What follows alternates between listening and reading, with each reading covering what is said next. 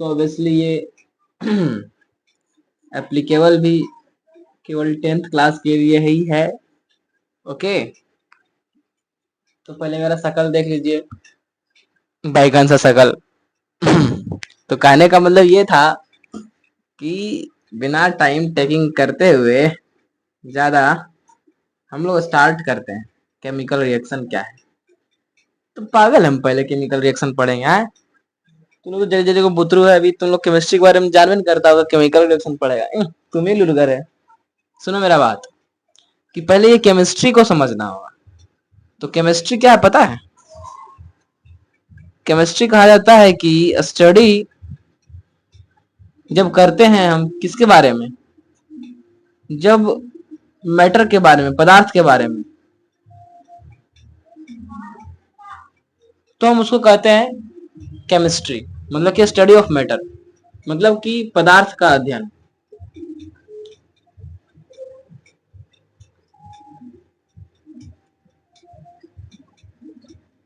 इसे हम क्या कह रहे हैं? केमिस्ट्री। और केमिस्ट्री कहीं ना कहीं दो वर्ड से मिलकर के बना हुआ है। इसमें एक है केमिस्ट, केमिस्ट्री मतलब कि रसायनों का या फिर केमिकल्स का स्टडी। तो ये परिभाषा उतना सटीक नहीं है, लेकिन ये बिल्कुल सही है। और कहीं ना कहीं मैटर मतलब कि पदार्थ बहुत सारे कणों से मिलकर के बना होता है, उसे हम परमाणु कहते हैं। अभी और डिटेल्स बताएंगे, हताश ना हो, निराश ना हो, हम यही हैं, कहीं जा नहीं रहे। बस आप फोकस कीजिए और स्पून फीडिंग मत कीजिए। ये नहीं कि हमने जितना बताया बस उतना ही पढ़ के निकल गए। ना ना ना ना ना, ये गलती जिंदगी में मत कीजिएगा। किताब पढ़िए, समझे?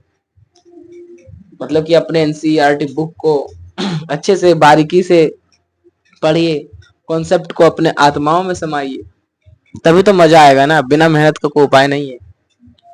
तो कहीं ना कहीं हमको समझना किसके बारे में है? परमाणु और अणु के बारे में। तो अगर हम कह सकते हैं कि पदार्थ का अध्ययन ही केमिस्ट्री है, तो क्यों हम ये नहीं कह सकते कि परमाणु और अणु के ही अध्ययन को भी हम केमिस्ट्री कह सकते हैं? जी हाँ, बिल्कुल। हमारे एनसीईआरटी बुक में बिल्कुल साफ सुथरे शब्दों में लिखा हुआ है, chemistry is the study of atom and molecules. तो बिल्कुल सही है यार, आंख बंद करके लिख दो। अब कहना यह है कि ये पदार्थ क्या है। ये छोटा छोटा सा चीज इसको नोट कर लें प्लीज, फटाक से रोक करके वीडियो को। और चैप्टर अभी इसको स्टार्ट नहीं कर रहे हम।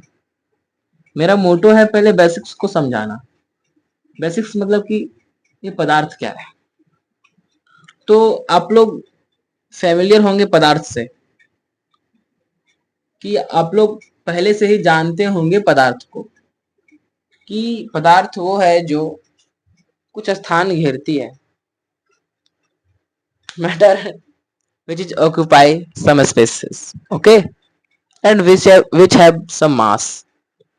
मतलब कि जिसके पास कुछ द्रव्यमान हो और वो कुछ जगह घेरती हो, उसे हम क्या कहते हैं? पदार्थ कहते हैं। तो आप सचमुच पदार्थ से बिल्कुल रूबरू हैं, बस मुझे थोड़ा सा राह दिखाने की आवश्यकता है।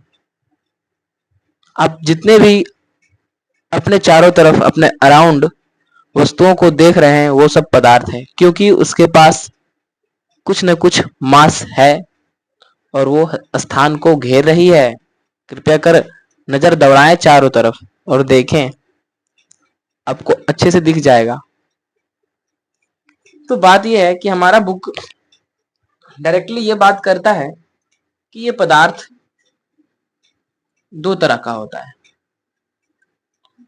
एक तो होता है ये शुद्ध पदार्थ,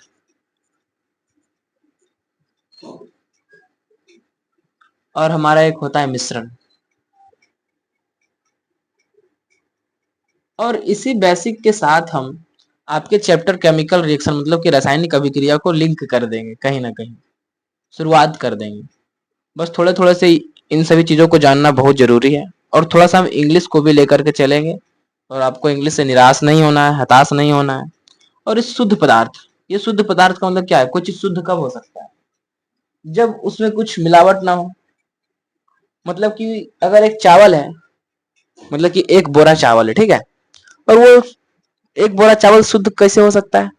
जब उसमें कोई कंकड़ पत्थर ना हो, मतलब कि सिर्फ चावल ही चावल हो। इसका मतलब शुद्ध वो है जिसमें कि सिर्फ एक ही प्रकार का मेटेरियल है, एक ही प्रकार का कण है, तो वो शुद्ध है। हाँ।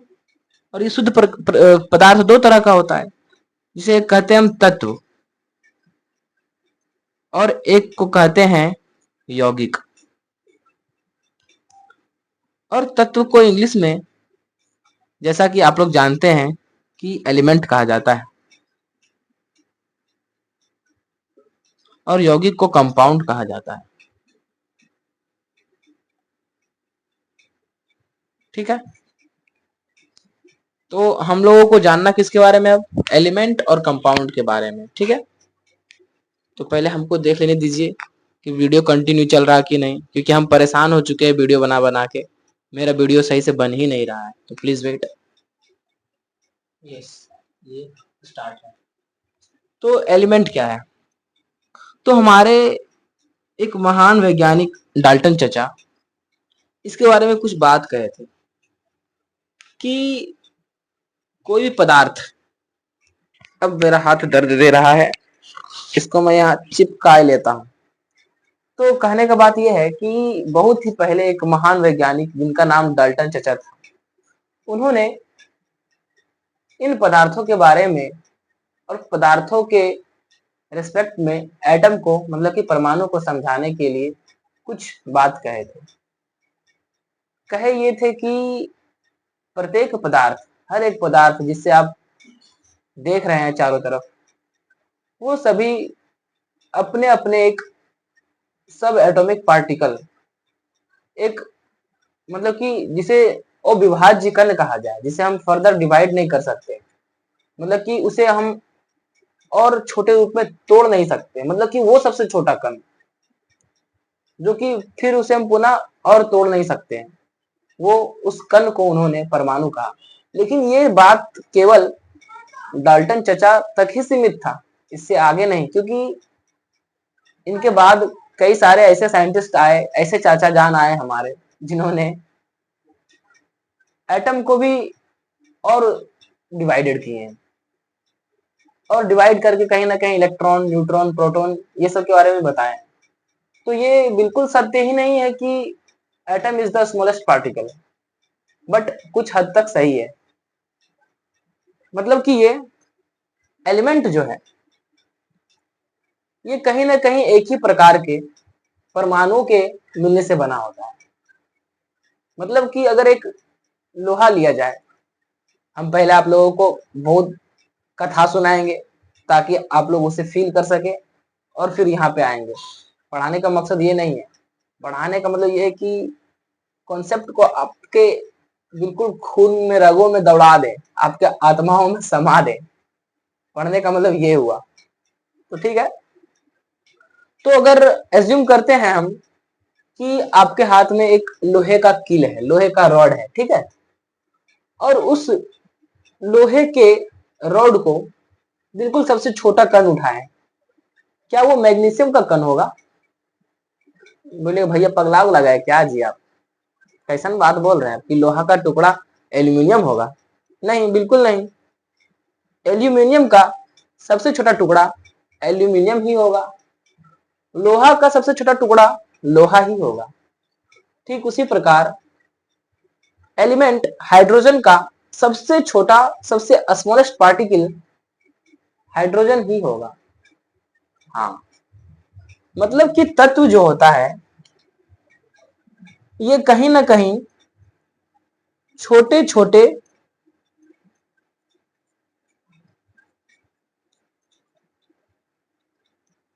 अविभाज्य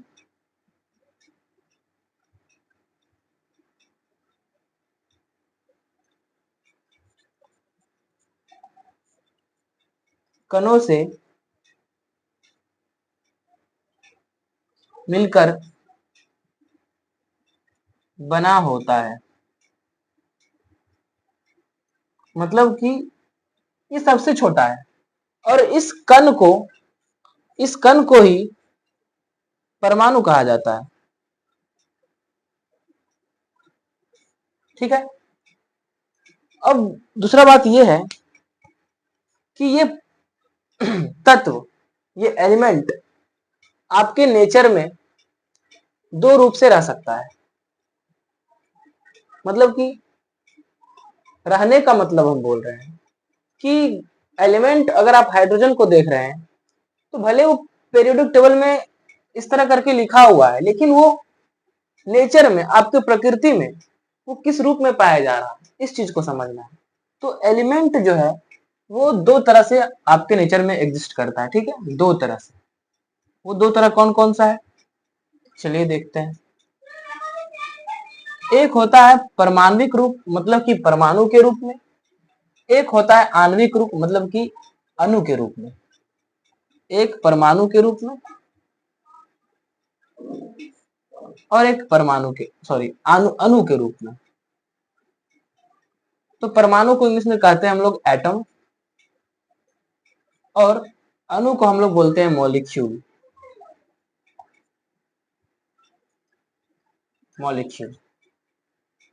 तो आप लोग समझ रहे होंगे। और फिर ये बुक लिखता है, मिश्रण को अभी हम लोग नहीं समझेंगे, क्योंकि मिश्रण को हम आगे समझेंगे, बहुत आगे, कंपाउंड तक हम लोग रहेंगे, उसके बाद हम लोग रासायनिक अभिक्रिया को शुरुआत कर देंगे। तो अणु क्या है? तो आपका बुक ये लिखता है कि जब दो या दो से अधिक, मतलब कि दो या दो से अधिक परमाणु मिलते हैं तो वह अणु कहलाता है। मतलब कि ये कि हाइड्रोजन और फिर एक एटम हाइड्रोजन को आपस में एक मतलब कि कंबाइन कर दिया जाए तो वो H2 को बनाएगा, और यही H2 के रूप में ये नेचर में एग्जिस्ट करता है। क्योंकि मेरा यहाँ कहने का मतलब ये था कि तत्व हमारे प्रकृति में दो रूप से पाया जा सकता है, एक अणु के रूप में और एक परमाणु के रूप में। तो हाइड्रोजन जो है हमारे वातावरण, नेचर में, प्रकृति में, वो अणु के रूप में ही पाया जाता है, हमेशा अणु के रूप में। क्योंकि अणु हम किसे कह रहे हैं, आप वैसे पहचाने कि कोई अणु है, दो या दो से अधिक परमाणु जब मिलते हैं, तो यहाँ पे दो से अधिक परमाणु है, इसलिए ये क्या है, अणु है। आप जितने भी यहाँ पे केमिकल नेम लिख सकते हैं वो सब अणु है। H2O, CO2, H2SO4, NO2, जो भी है सब सब क्या है, ये सब कोई मॉलिक्यूल है, सब कोई अणु है। मतलब कि ये कि अणु दो तरह से हो सकता है। यहाँ तो ये बात सही है कि दो या दो से अधिक मिलेगा ही मिलेगा, लेकिन यहाँ पे ये दो तरह से हो सकता है, या तो अलग अलग तत्व भी हो सकता है और एक जैसा भी हो सकता है।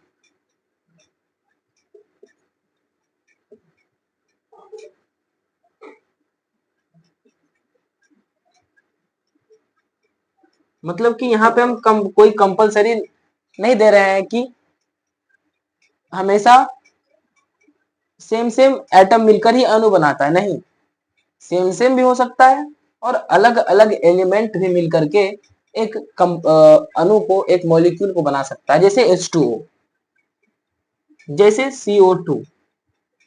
कहीं ना कहीं हाइड्रोजन के दो एटम और ऑक्सीजन के एक एटम आपस में कंबाइन करके किसे बनाया है, H2O को बनाया, वाटर को बनाया, जल को बनाया। तो ये एक अणु है। ठीक है। CO2 भी कहीं ना कहीं कार्बन का एक एटम और ऑक्सीजन के दो एटम साथ में मिलकर CO2 को बनाया, कार्बन डाइऑक्साइड को बनाया है। तो क्या यहाँ पे अलग अलग एलिमेंट के एटम आपस में कंबाइन किए हुए हैं, तो इसे हम लोग क्या कहते हैं, अणु। ठीक है। अब ये कंपाउंड क्या है? कहीं ना कहीं आप लोगों ने परमाणु को समझ लिया, अणु को समझ लिया। अब ये कंपाउंड क्या है? तो कंपाउंड पता है क्या है? छोटे से शब्दों में हम लिखते हैं इसको, छोटे से शब्दों में, ज्यादा लंबा नहीं टानेंगे इसको हम, बल्कि इसको छोटे से शब्दों में लिख के हम घसक लेंगे। हमेशा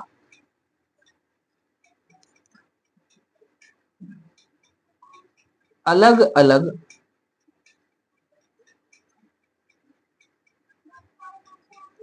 तत्व के परमाणु जब निश्चित अनुपात में मिलते हैं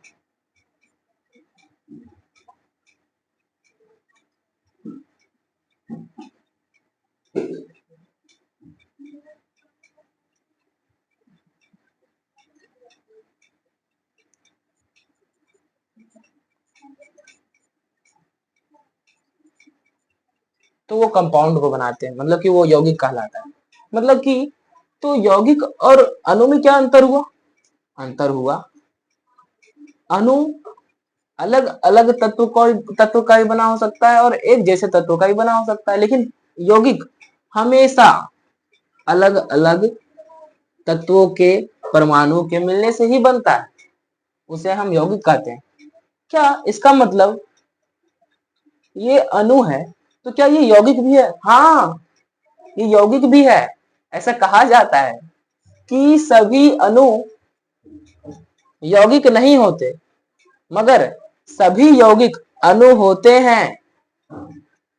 तो पता है, अलग अलग तत्व जब होता है तो उसे हम लोग कहते हैं हेट्रो एटॉमिक मॉलिक्यूल। मतलब कि विषम परमाणविक।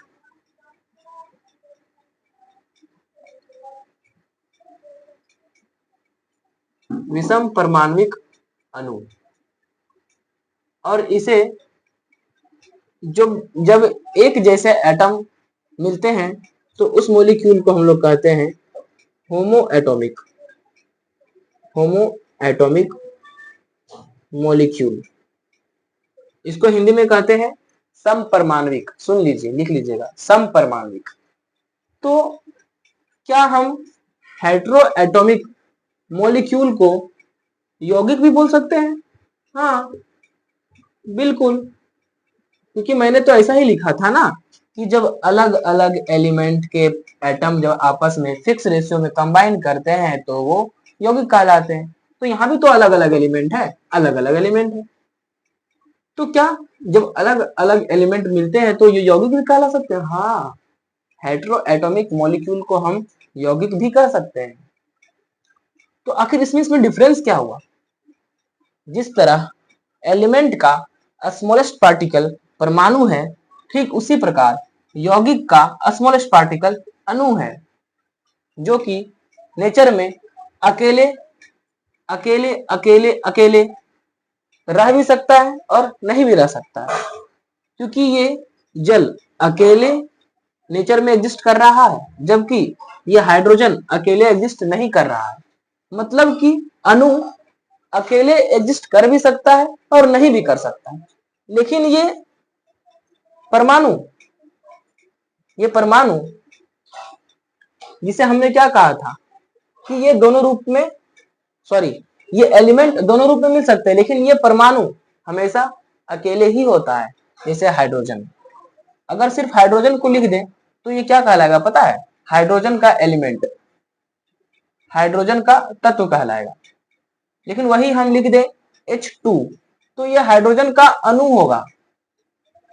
बस सिंपल सा बात कि अगर हम यहाँ पे O2 को लिखें, अगर यहाँ पे O2 लिखें या N2 लिखें तो ये सब अणु है, लेकिन जब केवल हम O लिख दें, N लिख दें, H लिख दें तो ये सब क्या है? तत्व है। और इस तत्व का सबसे छोटा छोटा पार्टिकल को हम लोग एटम या परमाणु कहेंगे। तो बात इतना सा था, इसे आप लोग उतार लें, एक अच्छे से शब्दों में, जो जो एक्स्ट्रा पॉइंट है वो सब हटा करके बाकी एक जो मैनर में लिखे हैं उस तरह से लिख लीजिए और फिर इसको मिटाते हैं, रोक करके लिख लीजिए फटाक से, खल्लास। और अब ये हम बताना चाहते हैं थोड़ा सा और, बस 5 मिनट और, बस 5 मिनट, बस बस बस बस होने को ही है। अब जैसा कि हमने बताया था कि एक कंपाउंड है H2O, CO2, ये सब पता है कैसे बनता है। जैसा कि हमने कहा था कि हाइड्रोजन ये कभी अकेला नेचर में नहीं पाया जाता, तो किस रूप में पाया जाता है? H2 के रूप में पाया जाता है। ठीक उसी प्रकार ऑक्सीजन, क्या ये अकेला पाया जाता है? नहीं नहीं नहीं, बिल्कुल नहीं। ऑक्सीजन भी हमेशा O2 के फॉर्म में, मतलब कि डाई एटॉमिक फॉर्म में पाया जाता है, मतलब कि द्विपरमाणुक रूप में पाया जाता है। ठीक है, तो O भी O2 के रूप में पाया जाता है। तो कहीं ना कहीं ये H2O बना कैसे होगा? हाइड्रोजन और ऑक्सीजन के मिलने से। तो हाइड्रोजन को तो हम H2 लिखते हैं और ऑक्सीजन को तो हम लोग O2 लिखते हैं। हाँ हाँ हाँ, बिल्कुल बिल्कुल बता चुके हैं। तो कहीं ना कहीं ऑक्सीजन यहाँ पे 2 गो है, यहाँ पे केवल एक ऑक्सीजन। यहाँ तो खैर ठीक है कि हाइड्रोजन 2 गो है, तो यहाँ पे हाइड्रोजन 2 गो है, कोई दिक्कत नहीं है। तो यहाँ पे अब आता है केमिकल रिएक्शन, रासायनिक अभिक्रिया का कॉन्सेप्ट। मतलब कि ये कि अब जो यहाँ पे पार्टिसिपेट कर रहा है वो मॉलिक्यूल है, रिएक्शन में पार्टिसिपेट नहीं कर रहा। इसको लिख रहे हैं तो ये मॉलिक्यूल को लिख रहे हैं और तब जाकर के ये कंपाउंड को बना रहा है। कहीं ना कहीं ये दोनों क्या है? मॉलिक्यूल है। क्योंकि हमने क्या लिखा था कि अगर हम H2 को लिखते हैं, O2 को लिखते हैं, तो ये सब मॉलिक्यूल होता है। लेकिन सिर्फ H को लिखते हैं या फिर O को लिखते हैं या फिर N को लिखते हैं, ये सब क्या होता है? एलिमेंट होता है, तत्व होता है। मतलब कि ये मॉलिक्यूल है और ये दोनों मॉलिक्यूल ने मिलकर के इसे बनाया है, एक कंपाउंड को बनाया, एक यौगिक को बनाया। सही बात है, बिल्कुल सही है। तो क्या रासायनिक अभिक्रिया में अणु भाग लेते हैं? मैं बस पूछ रहा हूं, बोल नहीं रहा हूं। क्या रासायनिक अभिक्रिया में अणु भाग ले रहे हैं? आप लोग बोलिएगा बिल्कुल हाँ, क्या ले रहा है, लेकिन हम कहेंगे नहीं। आप बोलिएगा मास्टर पगला गए हो क्या? हाँ भैया, पगला गई हो क्या? हम नहीं पगला गए हैं, आपको किताब पगला रहा है। कहने का मतलब ये है कि भले ये मॉलिक्यूलर फॉर्म में है, लेकिन ये मॉलिक्यूल, ये अणु पहले अपने आप को परमाणु के रूप में लाता है।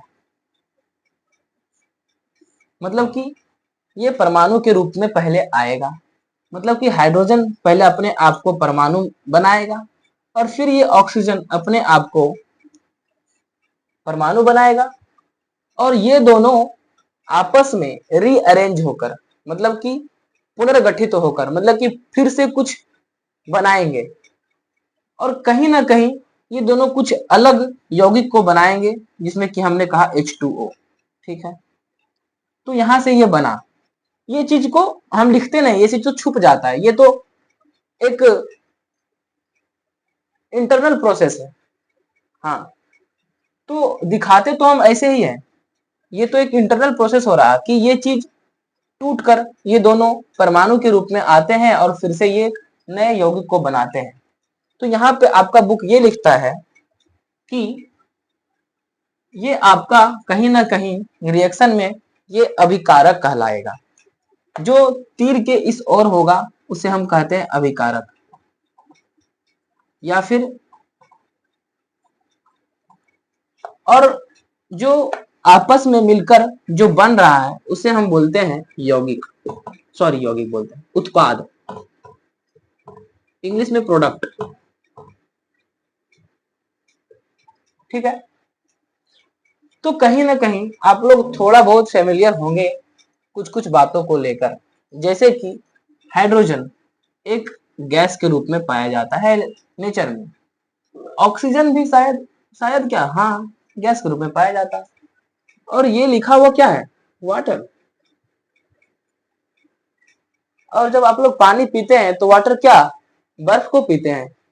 नहीं नहीं नहीं नहीं, वो तो हम टेम्परेचर को बहुत लो करते हैं, तब जाकर के वो सॉलिड स्टेट मतलब कि ठोस अवस्था में बनता है। लेकिन जब हम इस वाटर को रूम टेम्परेचर पे देखें तो कहीं ना कहीं वो द्रव के रूप में होता है, लिक्विड के रूप में होता है। जी बिल्कुल, लिक्विड के रूप में होता है।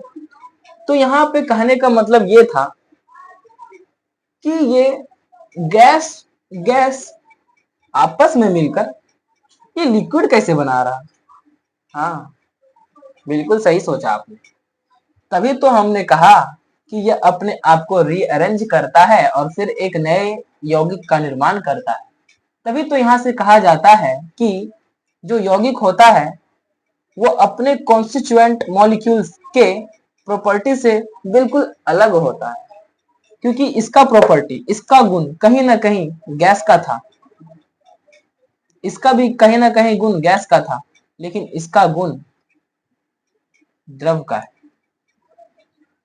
अंतर यही है। और यहीं से हम केमिकल रिएक्शन को आगे बढ़ाएंगे और नेक्स्ट लेक्चर के लिए आप लोग रेडी रहें। तो थोड़ा सा बात यहाँ पे ये कहना था कि यहाँ पे अणु रासायनिक अभिक्रिया में भाग नहीं ले रहा, तो रासायनिक अभिक्रिया में भाग कौन लेता है? इस बात को बिल्कुल लिख लें, गांठ बांध लें। रासायनिक अभिक्रिया में